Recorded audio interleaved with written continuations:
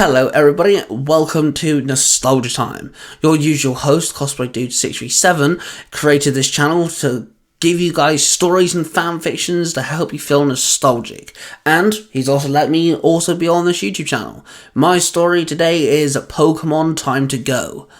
Ash's story ended with him saying goodbye to Go in the Journey seasons of Pokemon. Go was his partner for several seasons, and Go's goal is to capture one of every Pokemon, and we last see him joining Project Mew, a team dedicated to capturing the legendary Pokemon Mew. But we never see him ever again, and I highly doubt we ever will. So I wanted to continue the Go story and see where exactly we could take it. Now, the last chapter we left off with him turning up in Alola and finding Kawaii, one of Ash's old school buddies, and they literally were about to fight. So let's dive in. Pokemon Time to Go, Chapter 2, The True Fire and Passion of Alola. Go stood before Kawaii. His Geodude was ready to battle, and Kawaii looked determined with his Marowak standing strong. Marowak, Bonerang now! Kawaii barked. The Alola Marowak threw its bone as it started to spin rapidly at Geodude. Geodude, dodge it! Go demanded. Geodude swiftly swayed to the left. The spinning bone flew past Geodude, then it spun back around and Marowak caught it. Geodude, go in with a Thunder Punch! Go yelled out.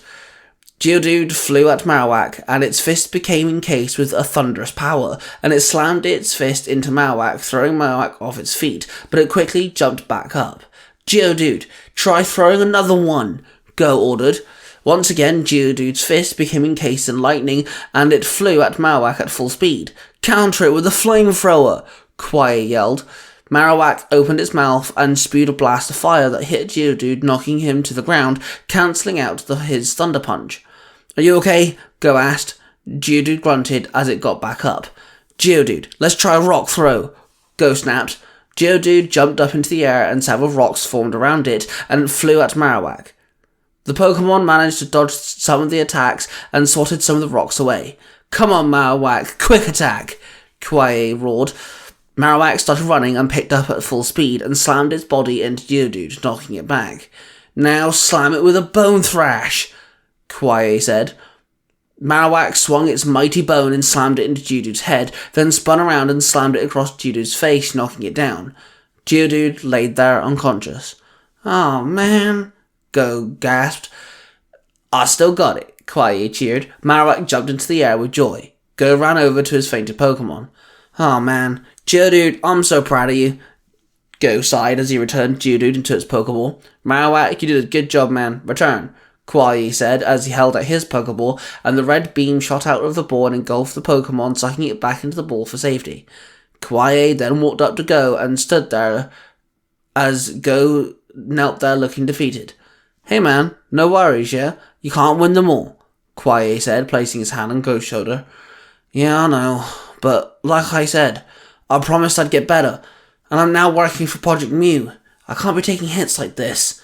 Go sighed. Hey man, that's awesome. Well done. I know you could do it, Kawaii roared. Thanks, I guess, Go said, looking down at the floor. Hey, don't I owe you a meal? Kawaii asked. Yeah, I guess, Go shrugged. Come on, let's go, Kawaii said. He then led Go to a place where they got some noodles. They sat there and ate their food, and Kawaii looked at Go, who still looked rather defeated. Hey, are you okay? He asked. Yeah, just feeling a little lost, I guess, Go sighed. Dude, come on, just let it go, Kawaii said. Hang on, follow me, he said quickly, jumping up to his feet. Go got up and carried on eating. As he caught up with Kawaii, he led Go to a clearing oversighting a mountainside. What's this? Go asked. You still want to catch one of every Pokemon, right? Kawaii asked back. Go nodded. There's a rock ruff running around here lately. Seems a bit lost in itself. It won't go with the pack. I say, why don't you catch it? Get it out of here. Let it meet new Pokemon. Give it some adventure. Good purpose, Kawaii stated. Oh, right, yeah. New Pokemon is exactly what I need, Go cheered. Meet me here tomorrow morning and we can find it, Kawaii told him. Yeah, you bet, Go nodded. Kawaii threw out a Pokeball and Charizard appeared with a saddle on its back. He jumped on and said his byes to Go and told the Pokemon to start flapping its wings. He then told Go to get some sleep, and he'd meet him there in the morning. He then commanded Charizard to take flight, and the dragon Pokemon quickly bolted into the air, and they flew home. Go headed back to the hotel and got some sleep.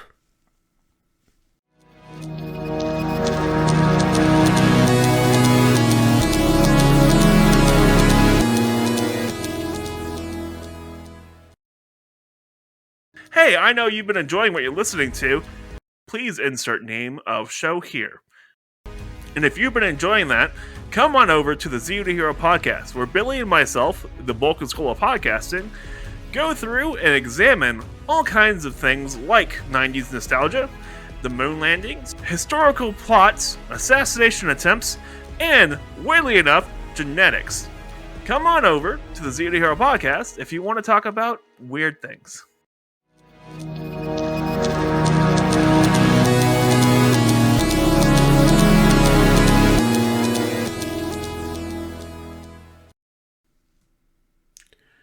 Go was back at the mountain clearing early hours in the morning, and he saw Quai's Charizard land on the ground, and he jumped off. "Wow, you get up really early, huh?"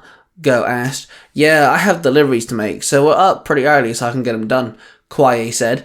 He then returned Charizard, and they suddenly could hear the sound of barking that filled the air. "Hey, that might be Rockruff," Quai stated. "Yeah, we gotta go find it," Go cheered. "Seems like your excitement filled your inner fire and passion," Quai yelled out. "My what?" Go asked. "The true fire and passion of Alola. Ash learned it pretty quickly. Hell, I think he had it from the get-go, but it's the passion and drive, to train, to get new Pokemon, to get better together. That drive is to be better with your Pokemon and yourself. It's the kind of thing that gets this nifty little trinket," Quai explained, revealing his Z-band on his wrist. "Yeah, I understand what you're saying. I can't let one hiccup get me down. Now let's go get me a Rockruff," Go chirped. Both the boys ran onto the mountainside, and they jumped over some rocks and followed the sound of the small dog barking. They found the Pokemon jumping up into the air, releasing a rock throw attack at some boulders. They hid behind a rock and watched the Pokemon. "It's training," Quai stated. "Sounds like a Pokemon I want on my team," Go cheered. "I shall wait here while she go get it," Quai told Go. Go nodded and jumped over the rock and walked up to the training dog Pokemon. "Hey, Rockruff, training, huh?" Go asked. Rockruff landed and turned to Go and started growling at him. "Whoa, easy. I'm here for a proposition for you," Go told the dog Pokemon. Rockruff just stopped growling, sat down, and tilted its head in confusion. "My name is Go. I'm a collector of Pokemon and a traveller. I go to all sorts of regions, and I was wondering, do you want to join me? I can help with your training," Go explained, kneeling down on his knee. Then Rockruff barked and cheered and ran over to Go and headbutted him gently. "Ah, nice to meet you too," Go chuckled. He then pulled out an empty Pokeball and Rockruff nuzzled it with his nose, and the ball shot the red beam and Rockruff got pulled into the Pokeball. The ball shook a couple times on the floor, and then the center button flashed to indicate Rockruff had been captured successfully. Quai ran over and pulled Go to his feet. "I knew you'd be the best person for Rockruff," Quai cheered. Suddenly they saw a guy stood there dressed up in Team Galactic get-up. "Who are you?" Go asked awkwardly. "Doesn't matter. Just give me that Rockruff and any other Pokemon you may have," the stranger barked. "Hell no," Quai barked. Then the stranger pulled out a Pokeball and released the Pokemon inside.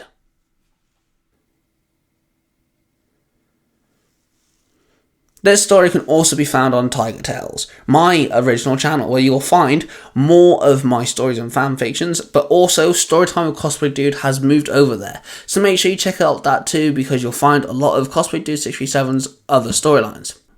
Thank you everyone for tuning in, making sure that you hit that like button, subscribe button, and that notification bell, so you don't miss more nostalgic storylines coming from myself and Cosplay Dude 637. And of course, this is nostalgia time, so in the words of Cosplay Dude 637, later days.